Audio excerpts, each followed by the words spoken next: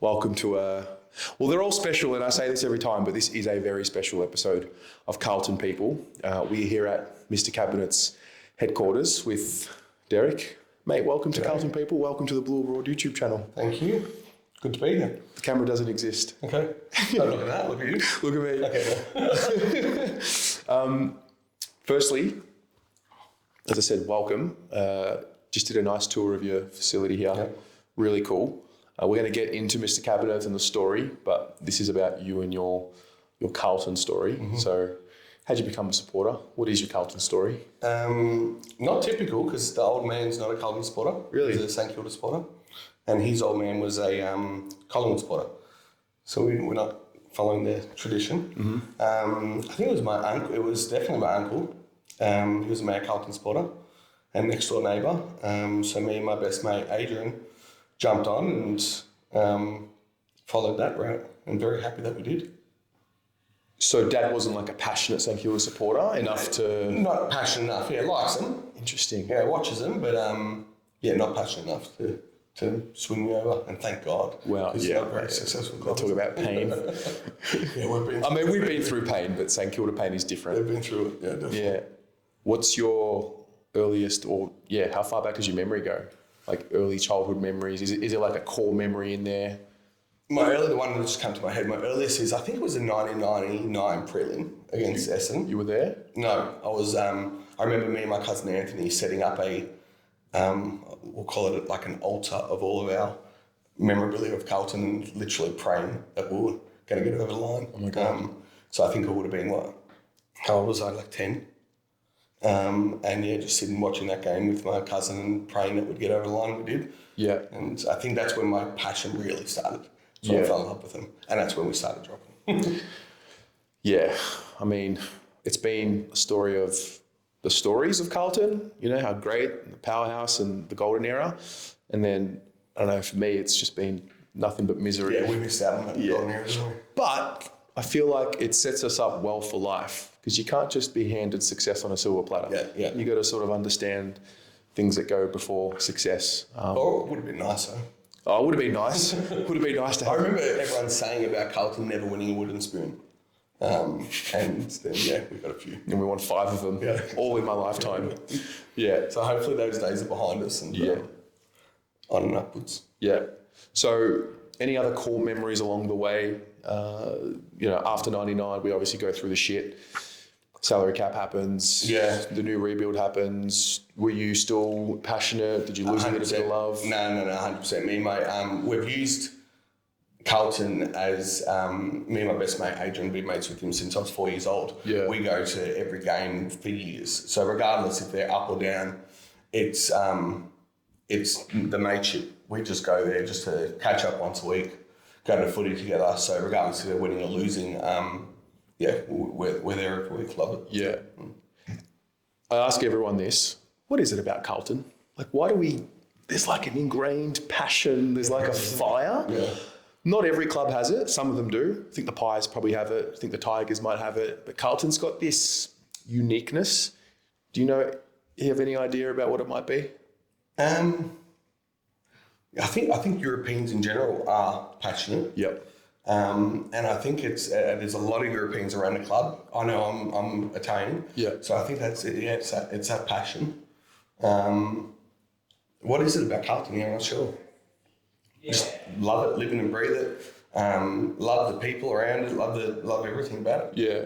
Well, I think footy in general, you got like the mateship. You go to the footy. Yeah. Best mate, you're saying, memories, finals, heartbreak, triumph, like the whole lot. So I guess footy is special. Carlton, it's got to have something to do with the history, I think, the layers of history. Not all of us are generational supporters. Some of us broke the mold. Like my mum's the same as you. Her dad and her brother were Essendon and Collingwood, and she just fucking hated them. Yeah. So she thought like navy blue was the way to go. So she broke the mold. So it's not always generational, but there is something about us with the story of us now and coming out the other end that I think... Is it our success back then? And I don't know. It's got to be. So this new version of the club has been a bit of a transformation. the arrogant side of the club had to be humbled. Yeah. We went through... It definitely was humbled. Went through the shit. Yeah. How have you found this transformation of the club? Is it different for you? Is it just stepping into the new world? Yeah, it is a little bit different because you're right, that arrogance of Carlton, I guess, because we were just always the champions. Yeah. That's gone a little bit, but it's still there. I don't know why, but it's like, it may be 20 years of misery, but there's still that, it shouldn't be, but there's still an aura of success around that club. Yeah. Regardless of 20 years of pain, I think we can still be arrogant. We're still the best club in the AFL. Yeah. So, but I do love the direction of the new club, of where we're going. I think, and I've heard you say it on some of your shows, where we seem controlled. Yeah. We seem like we're taking the right steps at the right pace, and we're not just trying to go straight to the top. And we don't want to do that. We want to emulate what Geelong's been doing, I guess, and stay there for a prolonged period. It was really interesting. Brian Cook did an interview last week. He was talking about what he wants. I mean, we used to have 100,000 members, and that's awesome. And yeah, that's great. First time ever. Yeah. But he was talking about what he wants to achieve with the club and like our supporters and the way we go. And you're never going to change the passion. But I do think there's something in what he said that's important. He's like, we're very up and down. It's either everything's perfect or it's a funeral. Yeah. We're so up and down. And if we can find a way to balance that out, that's going to be the key to the long-term success. I don't know how he's going to go with that, but I do think that is part of the evolution of the fan base in particular. But I can see that. I'm feeling that. Yeah. That steadiness. Gone are the days, I think, that up and down and up and down. We don't want to do that. No. Let's talk about Mr. Cabinets. Mm-hmm. So we've just done a really cool tour. Yeah. I'm going to play some footage over this interview. Am I buying a kitchen? When it's time, this is where I'm going to come, that's for sure. I want your games room. That's what I want. What is the story of Mr. Cabinets? So the story is my dad. My nunu actually helped my dad buy his first machine. It started in 1979. Yeah. So it's 45 years. I joined Dad 15 years ago, 2009.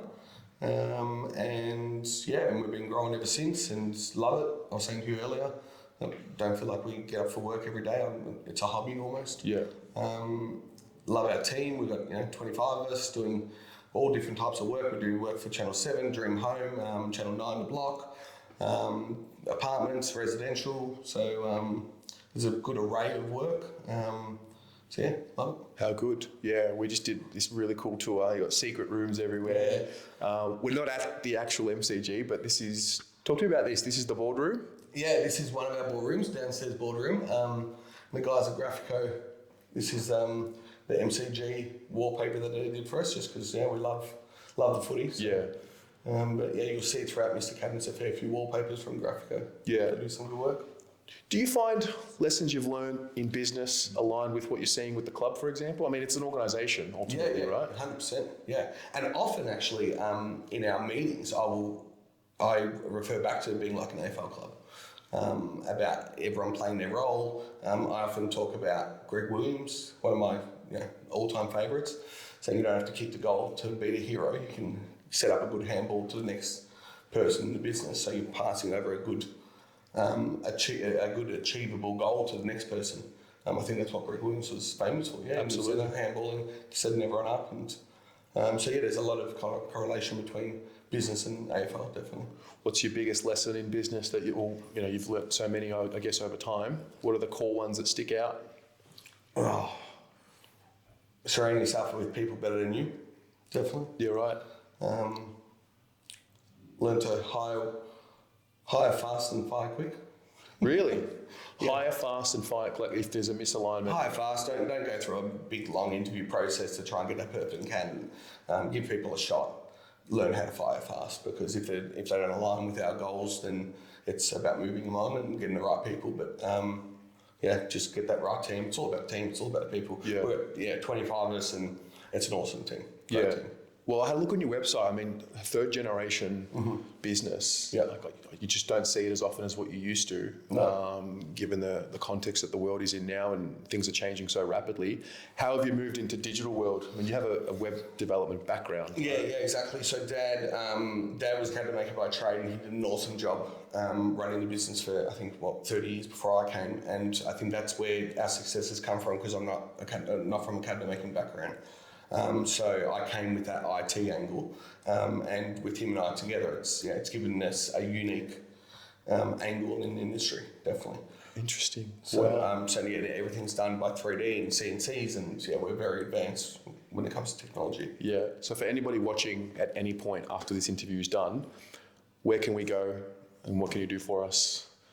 Yeah, come down to the showroom. Like you've seen, the experience is quite good. Double level showroom, 172 Settlement Road, Thomastown, back in the hood. Back in the hood, mate. Yeah, Northern suburbs. Have a look around and chat to the girls. Fantastic. So back to footy. How are you enjoying this group? Loving it. Are you a believer? Oh, 100%. Yeah. I've been saying to everyone, 2024 is in the bank. I'm looking at 2025. Oh, wow. Back to back. Well, that's the last question. That was going to be the last. Usually the last question is when do we lift up the cup next? But I guess It's got to be. Yeah. I've been saying, my uncle who got me to follow Carlton has been saying to me for 20 years that it's this year. Yeah. And it's a bit of a laugh, a bit of a joke between us. But this year it just feels right. Like with some of our best players out, or at least 5 of our best players out against Geelong, and we took it to them. I just can't see us not having a really good opportunity winning it this year. Yeah, I can't help it. I'm the same. I mean, made the prelim last year, 2023. The list is in good shape in terms of the contracts. Yeah. I feel like the next 2 years in particular, it's like this is the moment. Yeah. I don't want to believe this year? I believe we're capable. Yeah, I do believe. I also understand it's hard to win look how long it took for them to just play finals. Yeah. So I don't know if there's going to be like another level of, challenges until they hopefully win one. Yeah. But I mean, it has to be us. We have to feel one. It gets me so excited. Yeah. I think for me, one of the big things is there's been a generational gap. There's the golden era, and then there's a new generation of supporter who just don't understand what success looks like. Yeah, and I sit sort of right there on the ladder.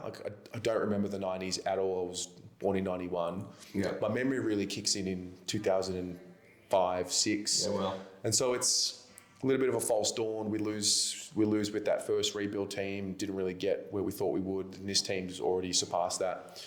The Murphy era? Murphy, Gibbs, Cruiser, Judd, which was awesome.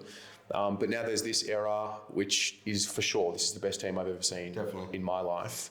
And then there's just this idea that one day we can merge the generations together and have a shared memory rather than, you tell me what it was like back then and I don't really understand it. Yeah. So that's what I'm looking forward to. Yeah, that's exciting. Yeah. Game day, do you have rituals? You have special things that you do, seats? We've got our common seats. So obviously we're part of the Medallion Club, so we've got our Mr. Captain seats there that we go to every week. Yep. But it's good old Thomastown train station. Oh yeah? On the train. How good. Jolly Mont. But sometimes, I'm thinking about it this weekend, Collingwood Carlton. I don't like catching the train back with the Collingwood supporters from Jolly Mont to. Absolutely not. So I might drive, but yeah, same every week. We go there, have a bite to eat, and watch the game, and back on the train and back home. Amazing. Well, I'm looking forward to this week. Yeah, can't We're wait. filming this before Carlton Collingwood on Friday night, round 8, 2024. Looking forward to the future. Big game. Big game. You can't be messing about with Collingwood. We've had so many years where they've had us mentally, but I'm hoping the pendulum's going to swing the other way and we start getting them mentally. It's Elliot at one point that gets me. When was that, 2022? Yeah, to knock out find that, yeah. Never had my heart broken like that in my life. Not even in relationships. Not like that. That was hard. That was real hard. Yeah, man. Were you there for that? Yeah, I was. Yeah. That was devastating. So, everything just went in slow motion. As anyone but them. Yeah. But anyway, Friday night. Are we winning? Yeah, I think we've got to do it. I think we'll do it. Has to be this Cherry's week. back. Yeah. Cherry is back. McGovern? Not yet. Okay. Next week, hopefully. Yeah, we should do it. Yeah. Well, mate, look, thanks for having us here. Thanks for your support of the channel.